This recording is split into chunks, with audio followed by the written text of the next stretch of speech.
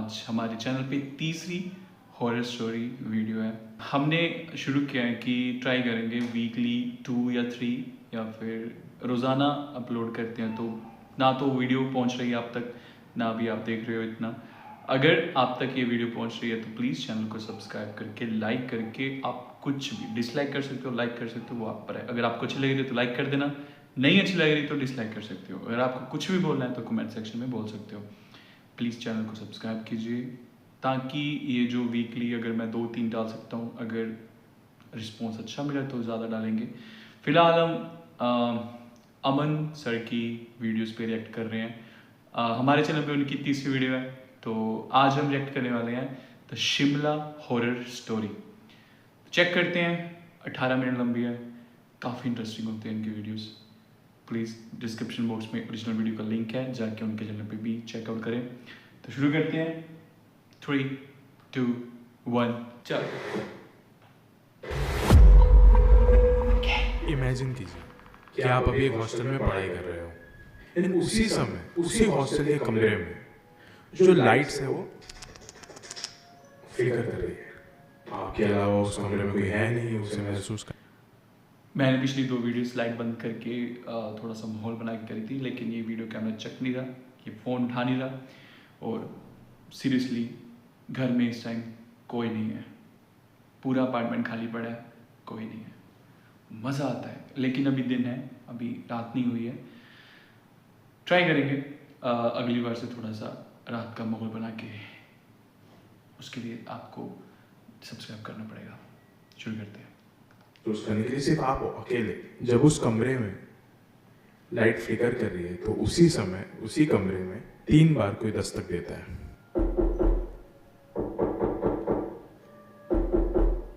उस वक्त आपकी हालत क्या होगी? आप डर जाओगे, लेकिन क्या आप में इतनी हिम्मत होगी कि आप उठकर उस दरवाजे के करीब जाओ और आप ये देखने की कोशिश करोगे कि इतने रात को यहाँ पे कौन दस्तक दे रहा है?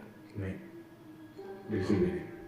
जो एक आम इंसान रहेगा वो तो उस इलाके को छोड़कर हमेशा के लिए भाग जाएगा। लेकिन ये जो मैंने आपको बातें बताई है, ये हर रात बीतती है एक शिमला के हॉस्टल में। शिमला में कॉलेज है जिसका हॉस्टल वहीं पे है, एंड हर रात को वहाँ के जो बच्चे हैं उनको कुछ ऐसी चीज़ों का सामना करना पड़ता है जो आई गेस ह्यूमन नहीं है, पूरी तरीके से पैरानॉर्मल है। जो वहाँ के बच्चे वहाँ पे फेस करते हैं वो बहुत ही ज़्यादा खतरनाक है।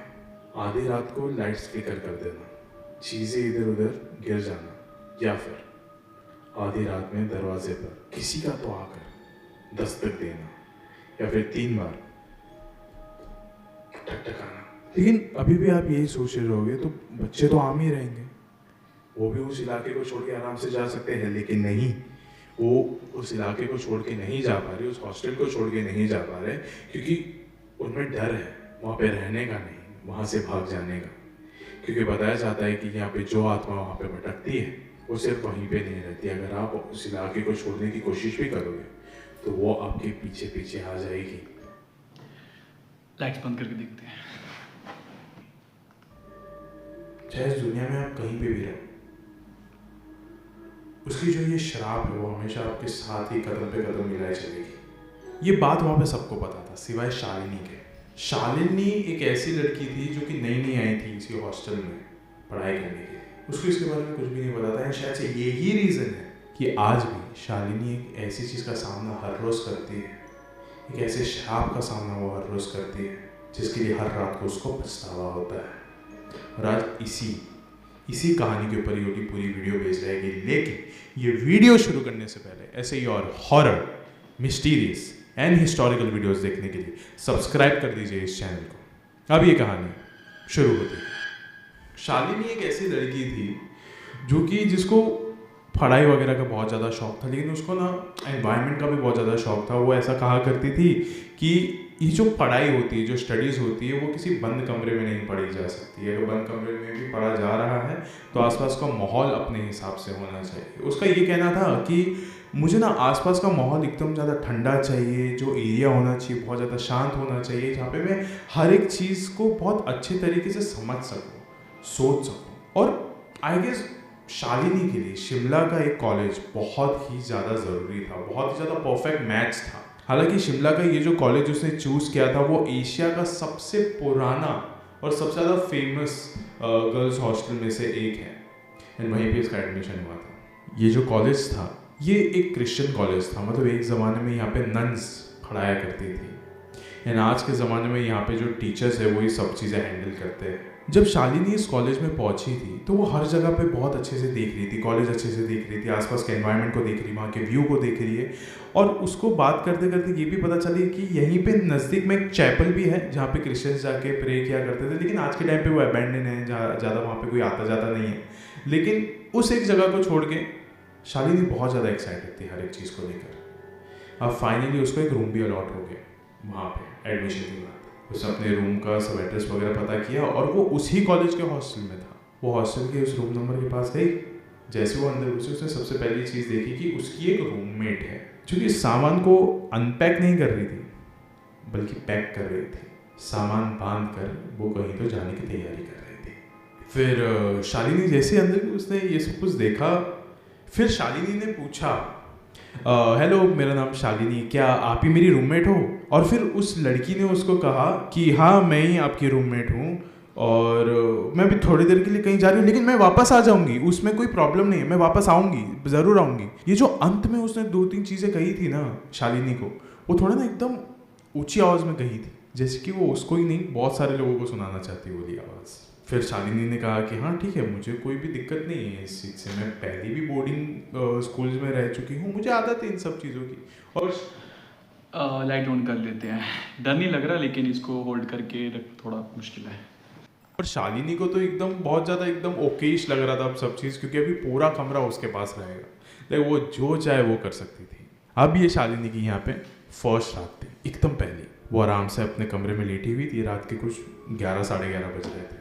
वो अपने कमरे में अपने बिस्तर पे लेट के एक मूवी देख रही थी। अचानक से ना उसके पास के ही एक टेबल से नीचे कुछ तो गिरने की आवाज़ आती है जोर की। इसका ध्यान पूरा उस टेबल की तरफ चला गया। इसने पीछे मुड़ के देखा एंड वाकई में नीचे कुछ तो गिरा हुआ था। ये उठी एंड उठने के बाद ये वहाँ पे जाके उसने चेक किया तो नीचे एक रोजेरी क्रॉस पड़ा हुआ था। शालिनी ने कहा, मैं ना क्रिश्चियन हूँ ना कैथोलिक हूँ, ये मेरा तो नहीं है। जो मेरी रूममेट थी जो अभी कुछ दिनों के लिए गई है, उसने भी अपना सारा सामान पैक कर लिया था और उसका नाम उसने रिया बताया, जो कि क्रिश्चियन या फिर कैथोलिक दोनों ही नहीं लग रहा, तो ये उसका भी नहीं हो सकता। वो बस ये सोच रही थी कि ये जो क्रॉस है यहाँ पे आया कैसे। शालिनी ने अभी इसके बारे में ज़्यादा कुछ सोचा नहीं। वो गई अपने बिस्तर पे वापस से और जाके मूवी देखने गए। अभी मूवी देखते देखते उसको बज गए थे आधी रात के 3 बज चुके थे।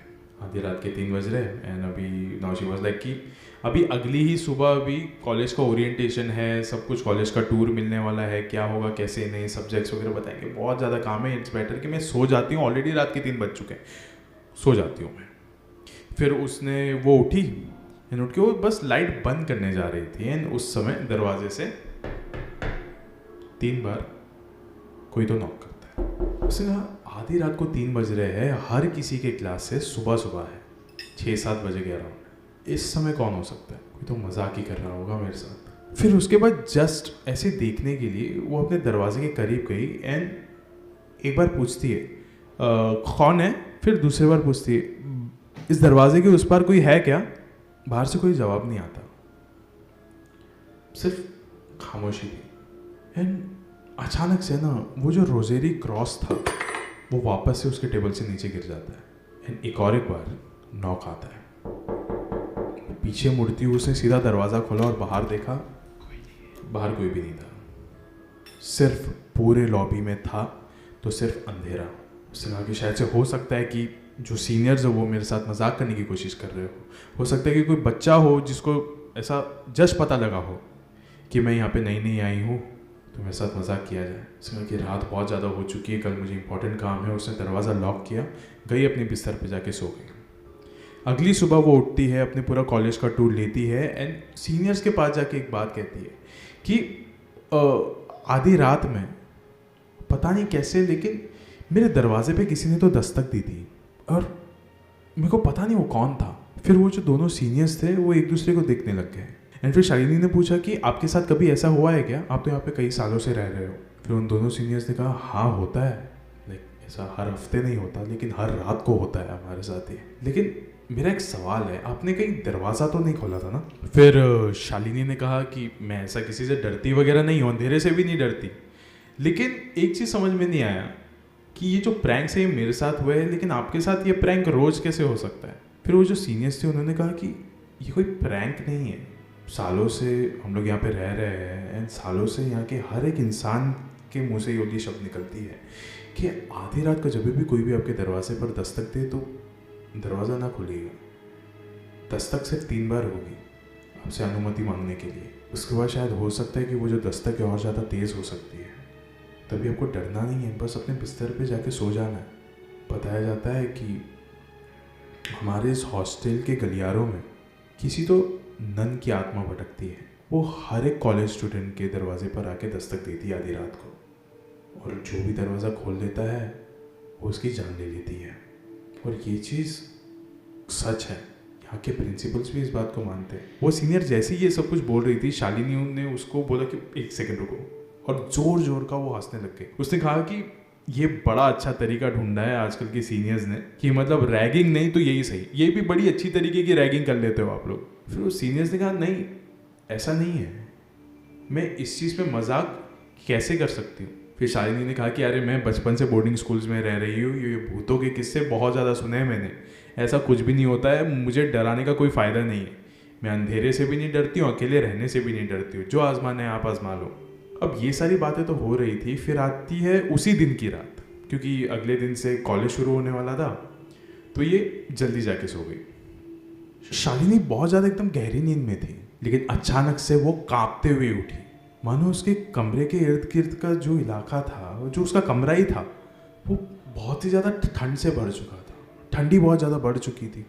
वो उठी, उसने बगल वाले जो बेड था रिया वाला, जहाँ पे अभी रिया नहीं रहती थी, वहाँ से उसने उसका कंबल उठाया और अपने बेड पे आके एक और कंबल लेके सो गई। वो जैसे ही सोई, उसी दौरान उसने देखा कि बाहर से जो गलियारा है दरवाजे के उस पार से कोई तो जोर जोर का चलते हुए आ रहा है। ऐसा लग रहा है किसी ने बूट्स पहने, जोर जोर सा पैर मार मार के कोई तो चलते हुए आ रहा है, एंड ये उसी के दरवाजे के करीब आया। अभी तक जो शालिनी थी उसने अपनी नज़रें, अपनी आंखों को बंद नहीं किया, तो उसको ऐसा लग रहा था शायद से अभी कोई आएगा और दरवाज़ा नॉक करेगा, लेकिन काफ़ी देर तक किसी ने नॉक नहीं किया। उसने इंतज़ार किया, किसी ने नॉक नहीं किया। अभी थोड़ी देर के लिए उसने अपनी आंखें बंद करी, एंड उसी समय 3 बार नॉक होता है, लेकिन ये बार आवाज़ ज़्यादा तेज़ थी, जैसे कि कोई बहुत एग्रेसिवली ठोका है। ये बार शालिनी की नज़र सीधा घड़ी की ओर गई कि कितने बज रहे हैं। देखा तो घड़ी पे 3 बज रहे थे। ये वही समय था जो पिछले रात में हो रहा था समय, जब ये सारी चीज़ें हुई थी। उसने अपनी सारी हिम्मत को जुटाया, उसने बोला आज तो देखना ही पड़ेगा कि बाहर कौन है। उसने गई और सबसे पहले लाइट ऑन करने की कोशिश करी उसके कमरे की। लाइट ने 2 बार फ्लिकर किया और वापस से बंद हो गई। रोशनी नहीं थी, अंधेरा था। लेकिन अब उसने बोला कि no matter whatever happens, कुछ भी हो जाए, लेकिन मैं ये दरवाज़ा खोल के रहूँगी। ये उसने ठान ली। जैसे ही शालिनी ने बोला दरवाज़ा खोला, वापस से उसको और कुछ नहीं दिखा, सिर्फ अंधेरा। लेकिन उसके दरवाजे के एकदम सामने एक लंबा सा गलियारा, एक लंबा सा कॉरिडोर था, जिसके एकदम एंड पे एक लाइट जली हुई थी, एंड उसके ठीक नीचे एक औरत खड़ी थी जिसने नन के कपड़े पहने हुए थे। बहुत भयानक सी लग रही थी वो, जैसे कि ना जानो कितने सालों पहले इसकी मौत हो गई हो, लेकिन फिर भी वो रात के इस अंधेरे में वहाँ पे खड़ी है, जैसे कि कुछ तो काम करने आई है, किसी तो काम को अंजाम देने आई है। लेकिन इससे पहले वो कुछ भी सोचे, उसने दरवाजे को एकदम जोर का बंद कर दिया। शालिनी ने, उसकी दिल की धड़कनें एकदम तेज हो गई थी। उसने कहा कि ये कोई सीनियर नहीं है जो मेरे साथ मजाक कर रहा है, ये जो भी चीज़ है ये जीवित नहीं है, ये जिंदा नहीं है। वो महसूस कर सकती थी कि ये जो भी चीज़ है वापस से चलते हुए उसके दरवाजे की ओर आ रही है। चलने की आवाज़ें आ रही थी, सांसों की आवाज़ें वो सुन सकती थी कि वो दरवाजे के आसपास से ही आ रही है, जैसे कि कोई तो है जो दरवाजे की इस ओर आने की कोशिश कर रहा है। उसे हल्का सा दरवाज़ा खोला और बाहर की तरफ देखा, बाहर कोई नहीं था। उसे दरवाज़ा बंद किया और बस एक हल्की सी उसने ऐसे ही सांस ली, शायद से चले गई। वो जैसे ही पीछे मुड़ी, उसके ठीक सामने एक नन खड़ी थी, मुस्कुरा रही थी। शालिनी ने उस वक्त कुछ नहीं किया, बस उसने दरवाज़ा खोला और वहाँ से तेज़ी से भागते हुए वो गई। हर एक कॉरिडोर से जब वो गुजर रही थी उसको वही आवाज़ सुनाई दे रही थी, उस लंबे लंबे बूट्स की आवाज़, जैसे कि वो चल नहीं रही इस वक्त, वो भी दौड़ रही है शालिनी के पीछे। वो कॉरिडोर से नीचे गई लेकिन कॉलेज के गेट के बाहर नहीं जा पाई। भाग भाग के एक ऐसे इलाके की तरफ वो जा पहुंची जहाँ पे कोई भी रोशनी नहीं दिख रही थी, खंडर सा लग रहा था, और ये था उसी कॉलेज का अबैंडन चैपल। शालिनी जोर जोर का चिल्लाना चाहती थी, जोर जोर का सबको बताना चाहती थी कि वो अभी किस चीज़ से गुजर रही है, लेकिन उसकी जो आवाज़ थी उसके गले में अटक चुकी थी। इतना ज़्यादा खौफ भर गया था उसके इर्द गिर्द। वो जब भागते हुए उस चैपल की तरफ आई तो बाहर से वो जो चैपल है बहुत ज़्यादा एकदम खंडर जैसा लग रहा था, लेकिन जैसे ही वो अंदर आ पहुंची उस समय उसने देखा कि अंदर सब चीज़ एकदम नया है। ऐसा लग रहा है कि ये खंडर नहीं है, ये एकदम सही सलामत है। एकदम ठीक सामने जीसस की मूर्ति थी और उसके नीचे एक औरत थी जो बैठ के प्रे कर रही थी और उसकी आवाज़ गूंज रही थी। शालिनी ने सोचा कि चलो अभी इतने रात हो गई है लेकिन फिर भी यहाँ पे एक औरत मुझे दिखाई दे रही है, मैं इनसे जाके बात करती हूँ, शायद से मेरा दिल हल्का हो जाए या फिर ये मेरी मदद कर सके उस नन से पीछा छुड़ाने के लिए। ये चलते चलते उसके करीब गई। उस औरत के कंधे पे शालिनी ने हाथ रखा। जैसी वो औरत पीछे पड़ी शालिनी वहीं पे पूरी तरीके से सुन पड़ गई, क्योंकि ये औरत और कोई नहीं, वो ही नन थी जो कि कुछ समय पहले से इसका पीछा कर रही थी। ये वही नन थी जो कि उस हॉस्टल के गलियारों में भटकती है। अभी कुछ घंटों बाद की बात है, जब हॉस्टल के बाकी सारे लोग आए, उन्होंने देखा कि ये जो चैपल है इसका दरवाज़ा खुला है। सब लोग अंदर घुस के देखे तो वहीं पे उसी चैपल के अंदर शालिनी बेहोश पड़ी मिली। सब लोग ने उसको उठाने की कोशिश करी लेकिन उसकी जो हालत थी बहुत ज़्यादा अजीब थी, पूरी तरीके से ठंडी पड़ चुकी थी वो, उसकी आंखें एकदम खुली खुली थी, जैसे कि कुछ तो देख के घबरा गई हो। बस अब वो दिन है और आज का दिन है। रिया जो उसकी रूममेट थी, जो वो घर छोड़ के चले गई थी, वो कभी भी वापस नहीं आई उस हॉस्टल में, नो मैटर उसने पूरी फीस क्यों ना भर दी हो, लेकिन फिर भी रिया कभी वापस नहीं आई। जहाँ तक बात शालिनी की है तो वो उस हॉस्टल से कभी जा नहीं सकी, कभी जा नहीं पाई, या फिर हो सकता है कि कोई और ऐसी शक्ति है जो शालिनी को वहाँ से जाने नहीं देना चाहती। जो भी है गाइस, मुझे ऐसा लगता है कि ये हमारे देश की one of the most haunted hostel में से एक है, जो कि शिमला में है। ऐसा बताया जाता है कि कई सालों पहले इसी कॉलेज में एक नन रहा करती थी जो कि बच्चों के प्रति बहुत ज़्यादा कठोर थी, बहुत ज़्यादा स्ट्रिक्ट थी। ऐसा बताया जाता है कि वो जो नन थी वो उन्हीं बच्चों को लेकर बहुत ज़्यादा स्ट्रिक्ट थी जो कि पढ़ाई लिखाई में ध्यान नहीं देते थे, रूल्स एंड रेगुलेशन का अच्छे से पालन नहीं किया करते थे, या फिर वो बच्चे जो कि आधी रात को जागे रहते थे। यह नन का ना उस समय एक नॉर्मल सा रूटीन था कि आधी रात को 3-3:30 बजे के अराउंड वो हमेशा उस कॉलेज के गलियारों में घूमती थी, भटकती थी और हर एक दरवाजे पे जाके दस्तक देती थी और 3 बार नॉक करती थी। और नॉक करने के बाद जो भी दरवाज़ा खोल देता था ये उसको एकदम स्ट्रिक्ट पनिशमेंट देती थी, क्योंकि उनका मानना था कि आधी रात को 3 बजे हर कोई सो जाना चाहिए और नॉक की भी आवाज़ किसी को सुनाई नहीं देना चाहिए। लेकिन जो बच्चे थे ना वो भी इक्वली बहुत ज़्यादा नफरत करते थे इस एक पर्टिकुलर नन से, और ये जो औरत थी उससे भी ये चीज़ झेली नहीं गई। वो उसी कॉलेज के चैपल में गई, अपने आप पे पेट्रोल छिड़का और अपने आप को जिंदा आग लगा दिया और उसकी मौत हो गई। तब से ऐसा बताया जाता है कि हर रात को ये जो नन है उसी कॉलेज के गलियारों में भटकती है और हर एक कमरे के पास जाकर आधी रात को 3 बजे दस्तक देती है और 3 बार नॉक करती है। जिसने भी दरवाज़ा खोल दिया ये इसको परेशान करने लग जाती है, और कोई भी अगर उस हॉस्टल को छोड़ने की कोशिश करती है तो इसका श्राप हमेशा उसके साथ रहता है। वो लोग जहाँ पे भी जाएंगे ये नन को वहीं पे उनको देखना पड़ेगा। ये अगर सोने की भी कोशिश करेगी तो उनको लगेगा कि उनके ही बगल में एक और एक नन लेटी हुई है। आज इस वीडियो के अंत में ना मैं आपसे बस इतना कहना चाहूँगा कि जब भी कोई भी आपको कोई चेतावनी दे कि इस इलाके में मत जाओ, सीरियसली होके बोले तो उसकी बात मान लिया करो, क्योंकि ऐसा हो सकता है कि उस इलाके में वाकई में कोई ना कोई चीज़ भटकती हो और कोई इंसान एकदम तहे दिल से आपको उस जगह पे जाने से रोकना चाहता हो, लेकिन आप सिर्फ अपने मस्ती के करके, सिर्फ अपने कूल एटीट्यूड की वजह से आप उस इलाके में चले जाते हो, फिर आप फंस जाते हो। एक बार आप फंस गए, एक बार ऐसी कोई भी प्रेत आत्मा आपके पीछे पड़ जाए तो अगर वो आपसे खेलना चाहेगी तो आपको खेलने देना पड़ेगा। अब वो ज़िंदगी आपकी नहीं उसकी बन चुकी है। थोड़ा भी इस वक्त आपने उसको मना करने की कोशिश करी वो सीधा आपकी जान ले लेगी। हो सकता है कि अभी भी आप किसी न किसी ऐसे इलाके में बैठे हो जहाँ पे किसी ने आपको जाने से रोका हो और वही आत्माएं आपके इर्द गिर्द घूम रही हो सकता है। शुक्रिया। ओके, तो ये थी अमन पारकर की the Shimla horror story. To be honest, जो पहले मैंने इनकी 2 वीडियोस पे रिएक्ट किया है, उस स्टोरी से ये थोड़ी ज़्यादा चिलिंग थी।